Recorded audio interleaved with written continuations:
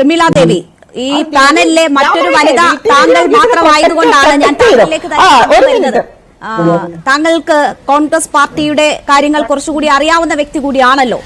എങ്ങനെയാണ് ഈ അനുഭവങ്ങൾ പങ്കുവെക്കുമ്പോൾ താങ്കൾ സാഹചര്യങ്ങളെ നോക്കിക്കാണുന്നത്? രേണുക, സിമി റോസ്വെല്ലിനെ എനിക്ക് പരിചയമുണ്ട്. ഞാന് സംസ്ഥാന വനിതാ കമ്മീഷൻ അംഗമായിരിക്കുന്ന സമയത്ത് ശ്രീമതി സിമി PSC അംഗമാണ്. ഞങ്ങൾ തമ്മിൽ സംസാരിച്ചിട്ടുണ്ട്, സുഹൃത്തുക്കളുമാണ്.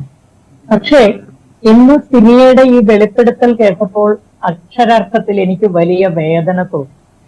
കാരണം ഇത്രയധികം പദവികളിൽ ഇരുന്ന ഒരാള്, ഇത്രയധികം സേവനങ്ങൾ പാർട്ടിക്ക് കൊടുത്തയാള്, AICCയിലും യൂത്ത് കോൺഗ്രസിലും ഒക്കെ പ്രവർത്തിച്ച്, മഹിളാ കോൺഗ്രസിലും ഒക്കെ പ്രവർത്തിച്ച് വളരെ കൃത്യമായ ഒരു ട്രാക്ക് റെക്കോർഡ് ഉള്ള ഒരാള് ഇത്രയധികം കാര്യങ്ങൾ തുറന്നു പറയണമെങ്കിൽ അവര് തീർച്ചയായും വല്ലാതെ വേദനിച്ചിട്ടുണ്ട്.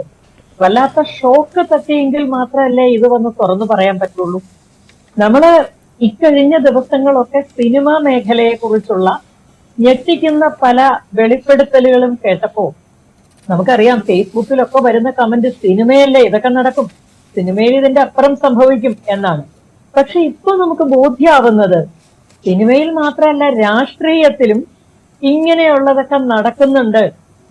നമ്മൾ ഒരുപക്ഷെ കാണുന്നുണ്ടാവില്ല, നമ്മുടെ ശ്രദ്ധയിൽപ്പെട്ടിട്ടുണ്ടാവില്ല.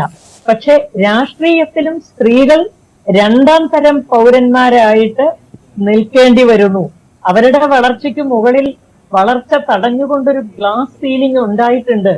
സ്ത്രീകള് ശ്രീമതി സിമി പറഞ്ഞതുപോലെ ഈ ഗുഡ് ബുക്സിൽ, നേതാക്കന്മാരുടെ ഗുഡ് ബുക്സിൽ വന്നെങ്കിൽ മാത്രമേ ഏതെങ്കിലും തരത്തിലുള്ള പരിഗണന കിട്ടുകയുള്ളൂ. ഒരു വ്യക്തി തന്റെ ജീവിതം മുഴുവൻ ചെലവഴിച്ച് നടത്തിയ പ്രവർത്തനത്തിനോ ആ പ്രവർത്തന ഫലമായി ആ രാഷ്ട്രീയ കക്ഷിക്കുണ്ടായ മേന്മകൾക്കോ ലാഭങ്ങൾക്കോ ഒന്നും പരിഗണന കിട്ടുന്നില്ല.